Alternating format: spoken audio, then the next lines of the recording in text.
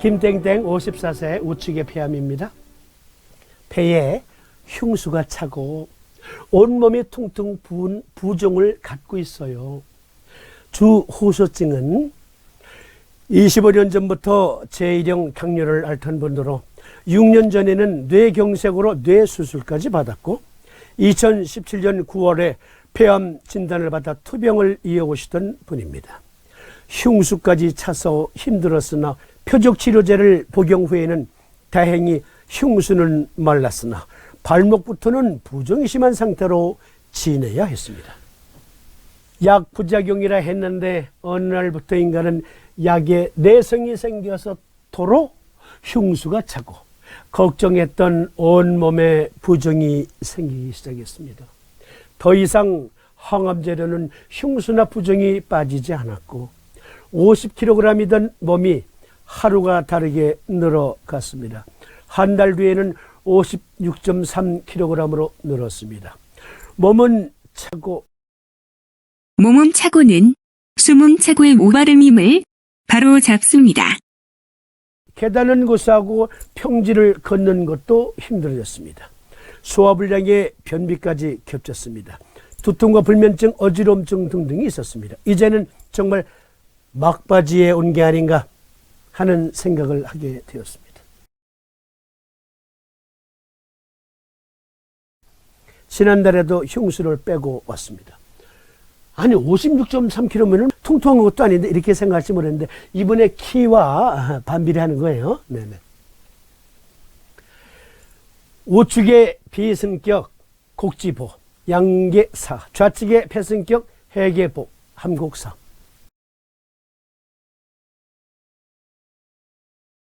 폐암에서의 흉막 삼출, 대답보다 더 많은 질문 이라는 논문인데 자침 그날부터, 즉 자석 부착한 지 그날부터 한식마다 화장실을 가서 소변을 보았는데 아침에 몸이 가벼운 듯하여 몸무게를 재어보니 900g이 빠졌고 더 모르겠던 느낌도 좋아지고 변비도 완화되었습니다. 그날부터 계속 몸무게가 55.5kg, 55.2kg, 54.7kg 계속 줄어들더니 두 달이 지날 무렵 처음 부종과 흉수가 차기 전인 50kg으로 회복되었습니다. 그동안 전 같으면 흉수를 2번 정도는 뺐어야 했을 법한데 한 번도 빼지 않았고 지금도 호흡도 길어지고 숨도 차지 않습니다. 더 이상 몸무게가 빠지면 안 될 것 같아 자석을 떼고 다른 처방을 했습니다. 그 이후로 석 달이 지난 지금까지 흉수나 부종 없이 정상적으로 지내고 있습니다. 폐암에서 흉막 삼출이 겸해지면요 죽습니다. 아니 그건 뭐 방법이 없어요. 이 논문에 나와 있는 그 해설을 제가 인용하지 않은 이유가 폐암 환자에게 좀 겁먹게 하는 내용이 들어있어요. 어쨌든 폐암 환자가 이렇게 흉막 삼출이 생기면 이분이 말했다시피 이젠 끝이구나. 더 이상 희망이 없구나. 죽는구나. 네. 흉막 삼출이 생기면 5년 생존율 어림없습니다.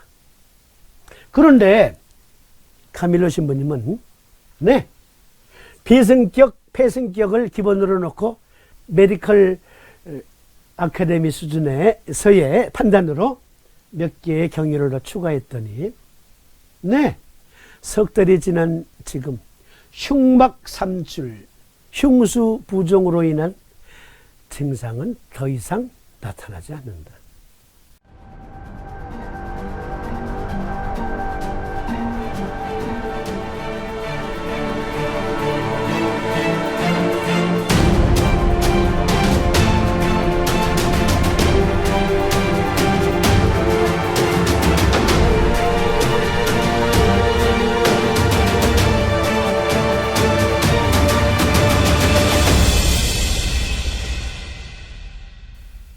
그렇습니다. 이게 사암침이에요. 사암침의 위력에 모두가 놀라워하고 있습니다. 사실 병원에서도 포기한 상태였습니다. 삼침의 위력에 모두가 놀라워하고 있습니다. 사실 병원에서도 포기한 상태였습니다. 삼침의 위력을. 카밀로 신부님은 임상으로 증명하셨습니다.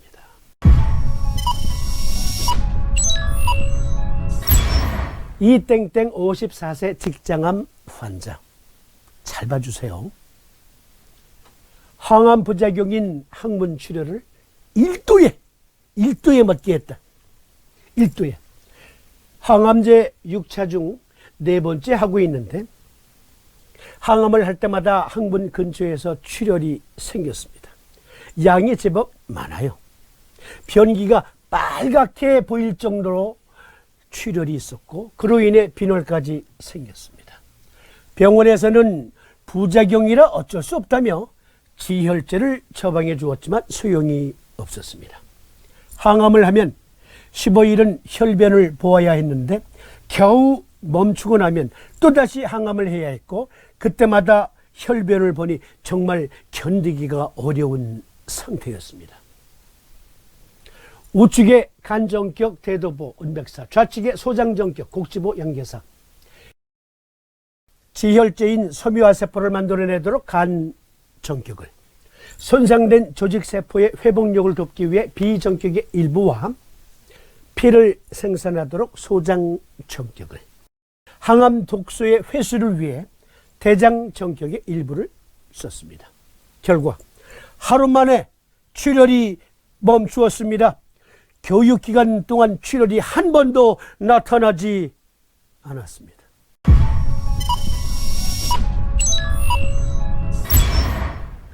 여기서 지혈제인 섬유화세포, 이걸 조금 설명드릴게요. 꼭 참견해야 될 때만 제가 참견합니다.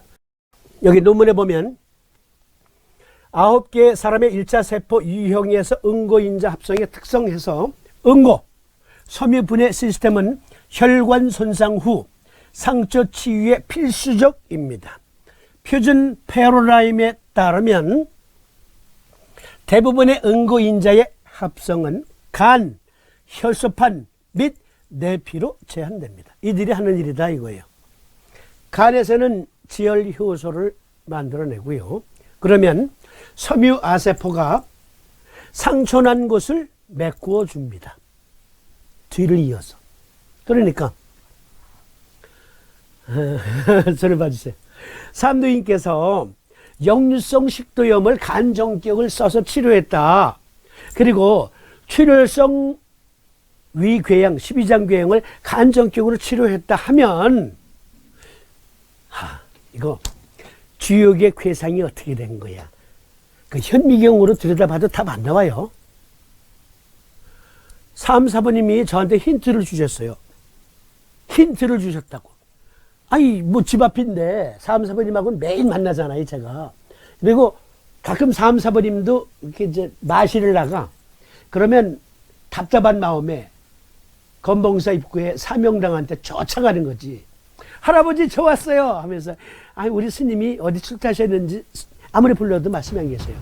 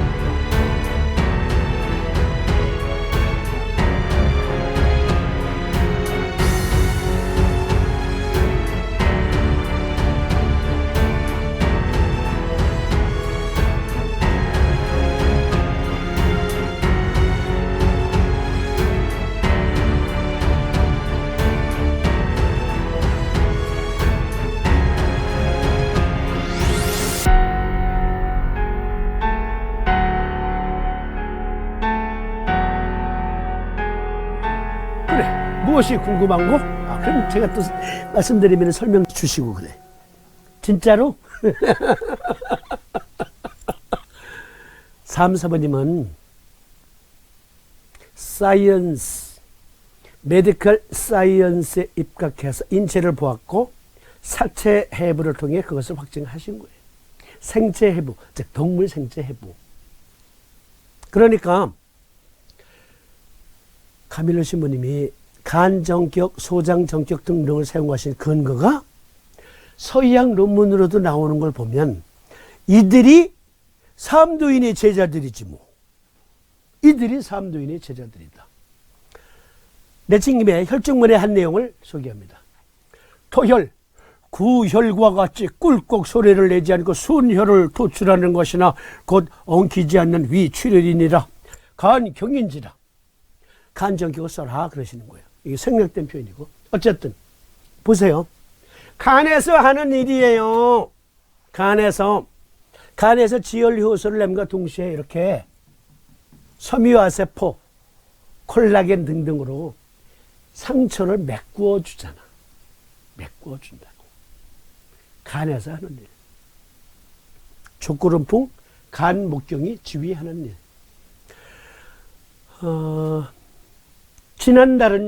지난달은 셋째 일요일날 우리가 성목꽃마을 갔었거든요. 그런데 그때 우리 그 카풀 차량을 타고 가는데 신왕순 선생님이 베체트병에 대해서 화두를 던지셔서 우리 핸드폰으로 검색해보고 이렇게 토론한 적이 있었거든요.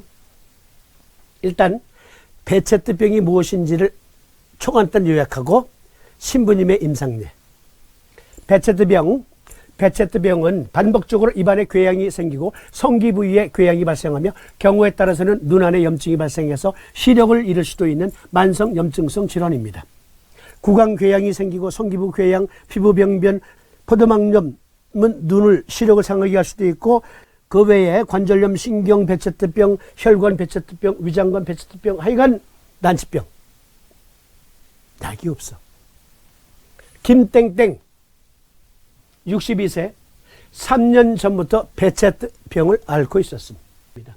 베체트병 차라리 죽었으면. 그래서 차라리 죽는 게 나아. 살아도 산 게 아니야. 자살을 생각할 지경에 이르렀다.